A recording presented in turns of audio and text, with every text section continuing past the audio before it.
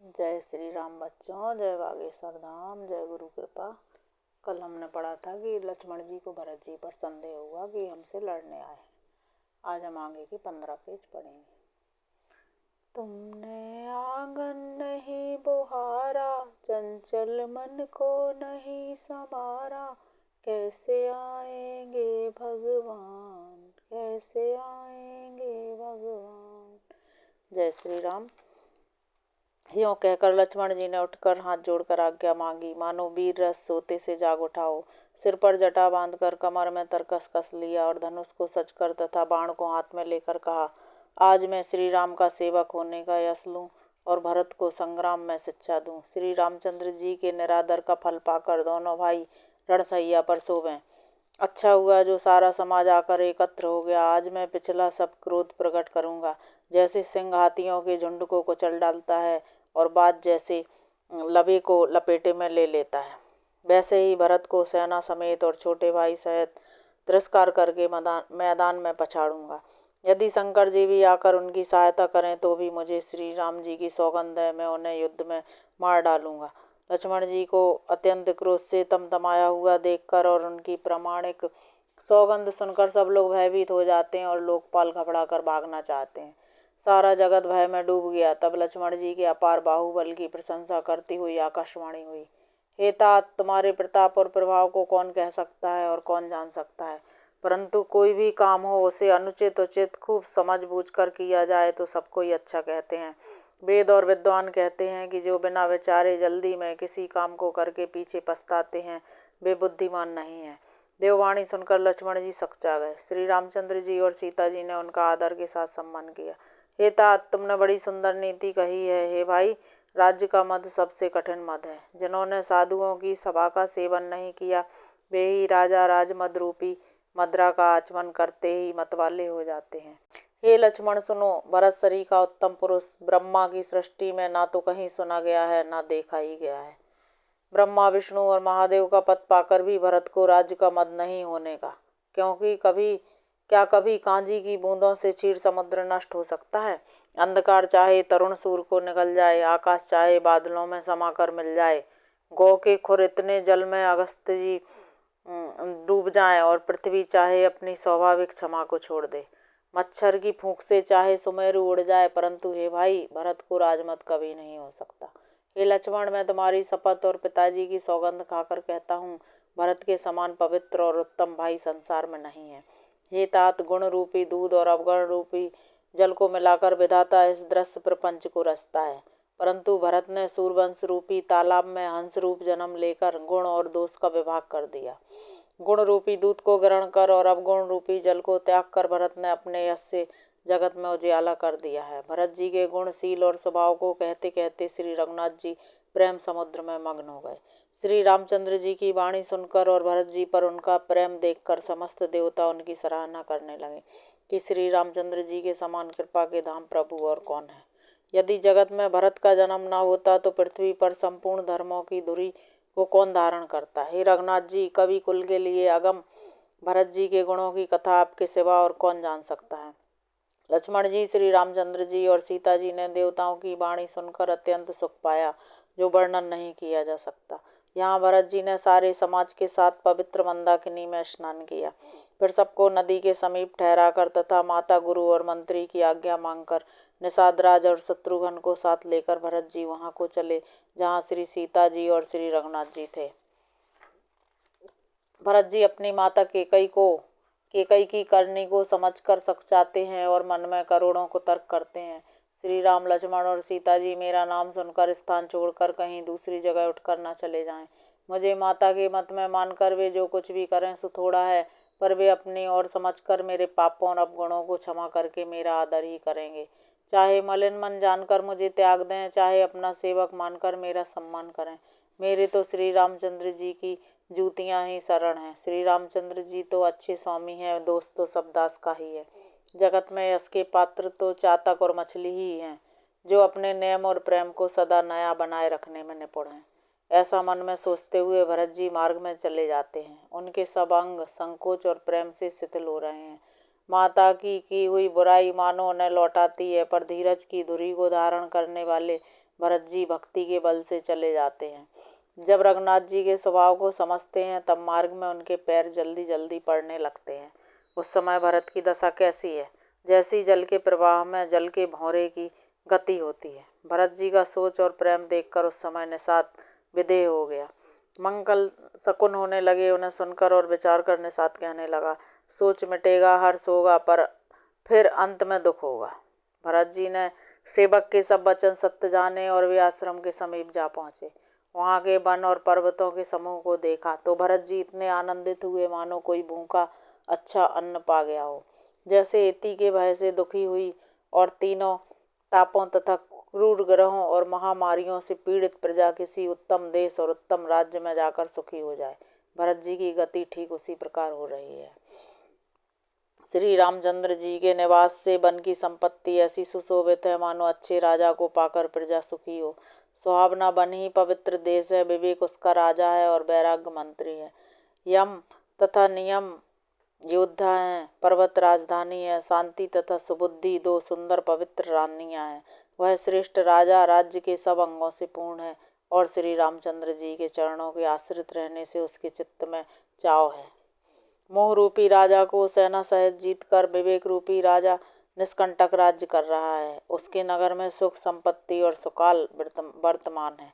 One rupee प्रांतों में जो मुनियों के बहुत से निवास स्थान है, वही मानो शहरों, नगरों, गांव और खेड़ों का समूह है।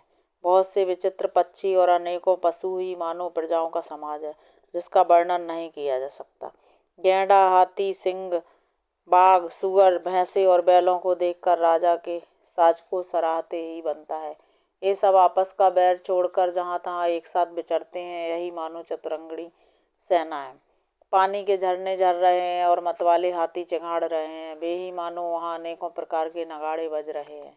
चकवा, चकोर, पपीहा, तोता तथा कोयलों के समूह और सुंदर हंस प्रसन्न मन से कूज रहे हैं।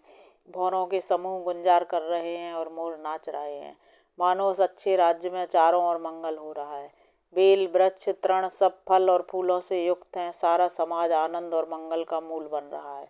श्री राम जी के पर्वत की शोभा देखकर भरत जी के हृदय में अत्यंत प्रेम हुआ। जैसे तपस्वी नियम की समाप्ति होने पर तपस्या का फल पाकर सुखी होता है। तब केवट दौड़कर ऊंचे चढ़ गया और भुजा उठाकर भरत जी से कहने लगा, हे नाथ, ये जो पाकर, जामुन, आम और तमाल के विशाल वृक्ष दिखाई देते हैं, जिन श्रेष्ठ वृक्षों के बीच में एक सुंदर विशाल बड़ का वृक्ष सुशोभित है, जिसको देखकर मन मोहित हो जाता है। उसके पत्ते नीले और सघन हैं और उसमें लाल फल लगे हैं। उसकी घनी छाया सब ऋतुओं में सुख देने वाली है। मानो ब्रह्मा जी ने परम शोभा को एकत्र करके अंधकार और लालिमामयी राशि सी रच दी है। हे गोसाई, ये वृक्ष नदी के समीप है जहाँ श्री राम की पर्णकुटी छाई है। वहाँ तुलसी जी के बहुत से सुंदर वृक्ष सुशोभित हैं, जो कहीं कहीं सीता जी ने और कहीं लक्ष्मण जी ने लगाए हैं। इसी बड़ की छाया में सीता जी ने अपने कर कमलों से सुंदर बेदी बनाई है, जहाँ सुजान श्री सीता राम जी मुनियों के वृंद समेत बैठकर नित्य शास्त्र, वेद और पुराणों के सब कथा इतिहास सुनते हैं। सखा के वचन सुनकर और वृक्षों को देखकर भरत जी के नेत्रों में जल उमड़ आया। दोनों भाई प्रणाम करते हुए चले। उनके प्रेम का वर्णन करने में सरस्वती जी भी सक जाती हैं। श्री रामचंद्र जी के चरण चिन्ह देखकर दोनों भाई ऐसे हर्षित होते हैं मानो दरिद्र पारस पा गया हो। वहाँ की रच को मस्तक पर रखकर हृदय में और नेत्रों में लगाते हैं और श्री रघुनाथ जी के मिलने के समान सुख पाते हैं। भरत जी की अत्यंत अनिर्वचनीय दशा देखकर वन के पशु, पक्षी और जड़ जीव प्रेम में मग्न हो गए। प्रेम के विशेष वश होने से सखा निषाद राज को भी रास्ता भूल गया। तब देवता सुंदर रास्ता बतलाकर फूल बरसाने लगे।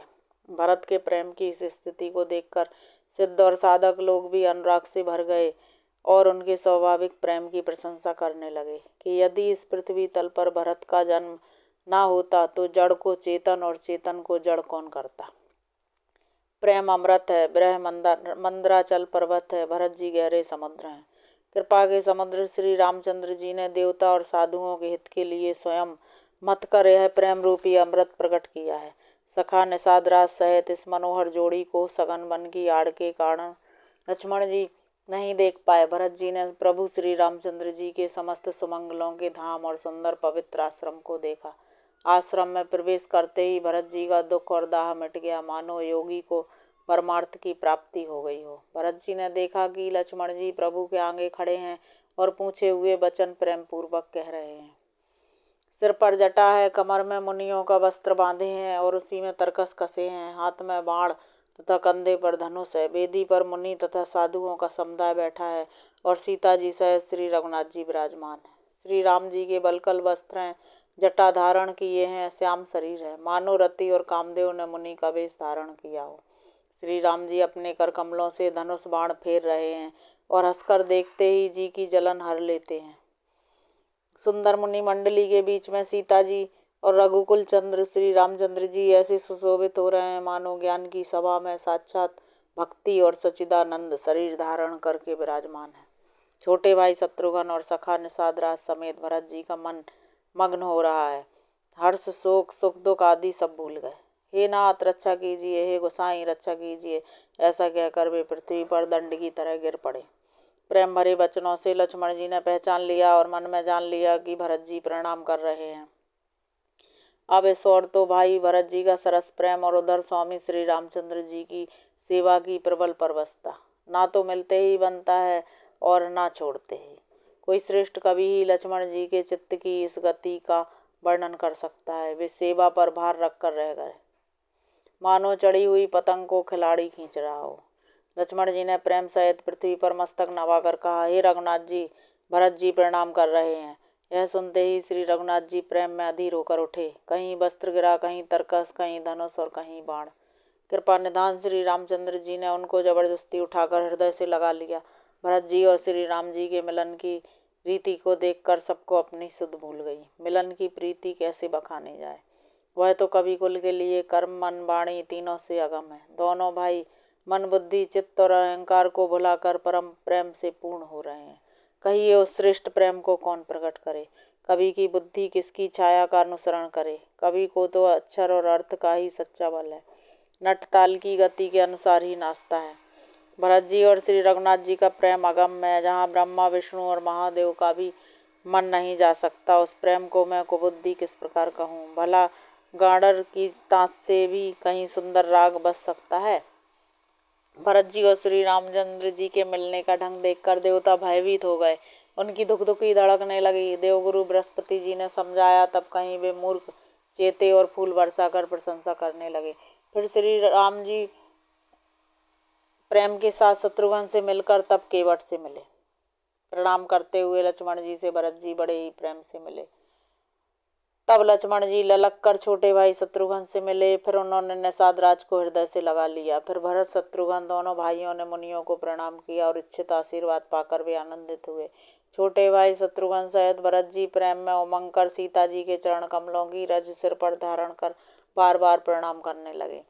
सीता जी ने उन्हें उठाकर उनके सिर को अपने कर कमल से स्पर्श कर उन दोनों को बैठाया। सीता जी ने मन ही मन आशीर्वाद दिया, क्योंकि वे स्नेह में मग्न है, उन्हें देह की सुधबुध नहीं है। सीता जी को सब प्रकार से अपने अनुकूल देखकर भरत जी सोच रहित हो गए और उनके हृदय का कल्पित भय जाता रहा। उस समय ना तो कोई कुछ कहता है, ना कोई कुछ पूछता है। मन प्रेम से परिपूर्ण है, वह अपनी गति से खाली है। धीरज धर और हाथ जोड़कर प्रणाम करते उस अवसर पर केवट धीरज धर और हाथ जोड़कर प्रणाम करके विनती करने लगा, हे नाथ, मुनिनाथ वशिष्ठ जी के साथ सब माताएं, नगरवासी, सेवक, सेनापति, मंत्री सब आपके वियोग से व्याकुल होकर आए हैं। गुरु का आगमन सुनकर सील के समुद्र श्री रामचंद्र जी ने सीता जी के पास शत्रुघ्न जी को रख दिया और वे परम धीर धर्म धुरंधर दीन दयालु श्री रामचंद्र जी उसी समय वेग के साथ चल पड़े। गुरु जी के दर्शन करके लक्ष्मण जी सहित प्रभु श्री रामचंद्र जी प्रेम में भर गए और दंडवत प्रणाम करने लगे। मुनि श्रेष्ठ वशिष्ठ जी ने दौड़कर उन्हें हृदय से लगा लिया और प्रेम में उमंग कर वे दोनों भाइयों से मिले। फिर प्रेम से पुलकित होकर केवट ने अपना नाम लेकर दूर से ही वशिष्ठ जी को दंडवत प्रणाम किया। ऋषि वशिष्ठ जी ने राम सखा जानकर उनको जबरदस्ती हृदय से लगा लिया, मानो जमीन पर लौटते हुए प्रेम को समेट लिया हो। श्री रघुनाथ जी की भक्ति सुंदर मंगलों का मूल है, इस प्रकार कहकर सराहना करते हुए देवता आकाश से फूल बरसाने लगे। वे कहने लगे, जगत में इसके समान सर्वथा नीच कोई नहीं और वशिष्ठ जी के समान बड़ा कौन है। जिसको देखकर मुनिराज वशिष्ठ जी लक्ष्मण जी से भी अधिक उससे आनंदित होकर मिले। यह सब सीतापति श्री रामचंद्र जी के भजन का प्रत्यक्ष प्रताप और प्रभाव है। दया की खान सुजान भगवान श्री राम जी ने सब लोगों को दुखी जाना, तब जो जिस भाव से मिलने का अभिलाषी था उस प्रकार का रुख रखते हुए उन्होंने लक्ष्मण जी सहित पल भर में सब किसी से मिलकर उनके दुख और कठिन संताप को दूर कर दिया। श्री रामचंद्र जी के लिए यह कोई बड़ी बात नहीं है। जैसे करोड़ों घड़ों में एक ही सूर्य की छाया एक साथ ही दिखती है। समस्त पूर्ववासी प्रेम में उमंग कर केवट से मिलकर भाग की सराहना करते हैं। श्री रामचंद्र जी ने सब माताओं को दुखी देखा, मानो सुंदर लताओं की पंक्तियों को पाला मार गया हो। सबसे पहले राम जी के कई से मिले और अपने सरल स्वभाव तथा भक्ति से उसकी बुद्धि को तर कर दिया। फिर चरणों में गिरकर काल कर्म और विधाता के सिर दोष मढ़कर श्री राम जी ने उनको सांत्वना दी। फिर श्री रघुनाथ जी सब माताओं से मिले। उन्होंने सबको समझा बुझा कर संतोष कराया कि हे माता, जगत ईश्वर के अधीन है, किसी को भी दोष नहीं देना चाहिए। फिर दोनों भाइयों ने ब्राह्मणों की स्त्रियों सहित जो भरत जी के साथ आई थीं, गुरु जी की पत्नी अरुधंती जी के चरणों की वंदना की और उन सबका गंगा जी तथा गौरी जी के समान सम्मान किया। वे सब आनंदित होकर कोमल वाणी से आशीर्वाद देने लगे। तब दोनों भाई पैर पकड़कर सुमित्रा जी की गोद में जा चिपटे, मानो किसी अत्यंत दरिद्र को संपत्ति से भेंट हो गई हो। फिर दोनों भाई माता कौशल्या जी के चरणों में गिर पड़े। प्रेम के मारे उनके सारे अंग शिथिल हैं। बड़े ही स्नेह से माता ने उन्हें हृदय से लगा लिया और नेत्रों से बहे हुए प्रेमाश्रुओं के जल से उन्हें नहला दिया। उस समय के हर्ष और विषाद को कभी कैसे कहे, जैसे गूंगा स्वाद को कैसे बतावे। श्री रघुनाथ जी ने छोटे भाई लक्ष्मण जी से माता कौशल्या से मिलकर गुरु से कहा कि आश्रम पर पधारिए। तदंतर मुनीश्वर वशिष्ठ जी की आज्ञा पाकर अयोध्यावासी सब लोग जल और थल का सुविधा देख देख कर उतर गए। ब्राह्मण, मंत्री, माताएं और गुरु आदि गिने चुने लोगों को साथ लिए हुए भरत जी, लक्ष्मण जी और श्री रघुनाथ जी पवित्र आश्रम को चले। सीता जी आकर मुनि श्रेष्ठ वशिष्ठ जी के चरणों लगीं और उन्होंने मन मांगी उचित आशीष पाई। फिर मुनियों की स्त्रियों सहित गुरु पत्नी अरुधंती जी से मिली। उनका जितना प्रेम था वह कहा नहीं जाता। सीता जी ने सभी के चरणों की अलग अलग वंदना करके अपने हृदय को प्रिय लगने वाले आशीर्वाद पाए। जब सुकुमारी सीता जी ने सब सासुओं को देखा तब उन्होंने सहम कर अपनी आंखें बंद कर लीं। उन्हें ऐसा प्रतीत हुआ मानो राजहंसनियां बधिक के वश में पड़ गई हों। कुचाली विधाता ने क्या कर डाला। उन्होंने भी सीता जी को देखकर बड़ा दुख पाया। जो कुछ देव सहावे वह सब सहना ही पड़ता है। तब जानकी जी हृदय में धीरज धरकर नीलकमल के समान नेत्रों में जल भरकर सब सासुओं से जाकर मिली। उस समय पृथ्वी पर करुणा छा गई। सीता जी सबके पैरों लग लग कर अत्यंत प्रेम से मिल रही हैं और सब सासुएं स्नेह बस हृदय से आशीर्वाद दे रही हैं कि तुम सुहाग से भरी रहो। सीता जी और सब रानियां स्नेह के मारे व्याकुल हैं। तब ज्ञानी गुरु ने सबको बैठ जाने के लिए कहा। फिर मुनिनाथ वशिष्ठ जी ने जगत की गति को मायक कहकर कुछ परमार्थ की कथाएं कहीं। तदंतर वशिष्ठ जी ने राजा दशरथ जी के स्वर्ग गमन की बात सुनाई, जिसे सुनकर रघुनाथ जी ने दुसह दुख पाया और अपने प्रति उनके स्नेह को उनके मरने का कारण विचार कर धीरधर श्री रामचंद्र जी अत्यंत व्याकुल हो गए। वज्र के समान कठोर कड़वी वाणी सुनकर लक्ष्मण जी, सीता जी और सब रानियां विलाप करने लगीं। सारा समाज शोक से अत्यंत व्याकुल हो गया, मानो राजा आज ही मरे हों। फिर मुनि श्रेष्ठ वशिष्ठ जी ने श्री राम जी को समझाया। तब उन्होंने समाज सहित श्रेष्ठ नदी मंदाकिनी जी में स्नान किया। उस दिन प्रभु श्री रामचंद्र जी ने निर्जल व्रत किया। मुनि वशिष्ठ जी के कहने पर भी किसी ने जल ग्रहण नहीं किया। दूसरे दिन सवेरा होने पर मुनि वशिष्ठ जी ने श्री रघुनाथ जी को जो जो आज्ञा दी वह सब कार्य प्रभु श्री रामचंद्र जी ने श्रद्धा भक्ति सहित आदर के साथ किया। वेदों में जैसा कहा गया है उसी के अनुसार पिता की क्रिया करके पाप रूपी अंधकार के नष्ट करने वाले सूर्य रूप श्री रामचंद्र जी शुद्ध हुए, जिनका नाम पाप रूपी रुई के लिए अग्नि है और जिनका स्मरण मात्र समस्त शुभ मंगलों का मूल है। वे भगवान श्री राम जी शुद्ध हुए। साधुओं की ऐसी सम्मति है कि उनका शुद्ध होना वैसे ही है जैसा तीर्थों के आवाहन से गंगा जी शुद्ध होती हैं। जब शुद्ध हुए 2 दिन बीत गए तब श्री रामचंद्र जी प्रीति के साथ गुरु जी से बोले, हे नाथ, सब लोग यहाँ अत्यंत दुखी हो रहे हैं, कंदमूल फल और जल का ही आहार करते हैं। भाई शत्रुघ्न सहित भरत को, मंत्रियों को और सब माताओं को देखकर मुझे एक एक पल युग के समान बीत रहा है। अतः सबके साथ आप अयोध्यापुरी को पधारिए। आप यहाँ हैं और राजा अमरावती में हैं। मैंने बहुत कष्ट कह डाला, यह सब बड़ी ढिठाई की है। हे गोसाई, जैसा उचित हो वैसा ही कीजिए। हे राम, तुम धर्म के सेतु और दया के धाम हो, तुम भला ऐसा क्यों ना कहो। लोग दुखी हैं, 2 दिन तुम्हारा दर्शन कर शांति लाभ कर लें। श्री राम जी के वचन सुनकर सारा समाज भयभीत हो गया, मानो बीच समुद्र में जहाज डगमगा गया हो। परंतु जब उन्होंने गुरु वशिष्ठ जी की श्रेष्ठ कल्याण मूलक वाणी सुनी तो उस जहाज के लिए मानो हवा अनुकूल हो गई। सब लोग पवित्र पैश्विनी नदी में तीनों समय स्नान करते हैं, जिसके दर्शन से ही पापों के समूह नष्ट हो जाते हैं।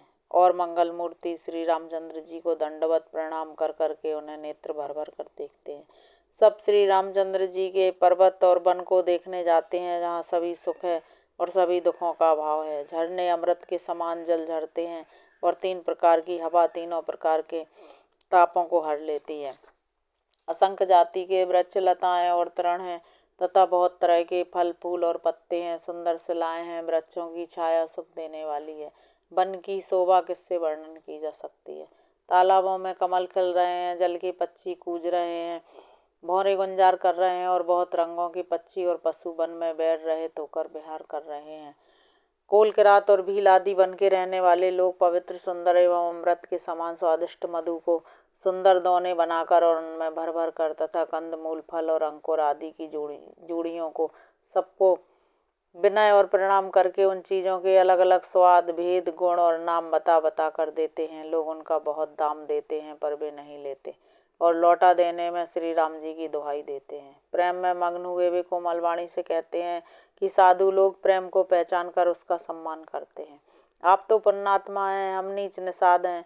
श्री राम जी की कृपा से ही हमने आप लोगों के दर्शन पाए हैं। हम लोगों को आपके दर्शन बड़े ही दुर्लभ हैं, जैसे मरुभूमि के लिए गंगा जी की धारा दुर्लभ है। कृपालु श्री रामचंद्र जी ने निषाद पर कैसी कृपा की है। जैसे राजा हैं वैसा ही उनका परिवार और प्रजा को भी होना चाहिए। हृदय में ऐसा जानकर, संकोच छोड़कर और हमारा प्रेम देखकर कृपा कीजिए और हमको कृतार्थ करने के लिए ही फल, तृण और अंकुर लीजिए। जय श्री राम बच्चों। कल हम फिर पढ़ेंगे 15 पेज।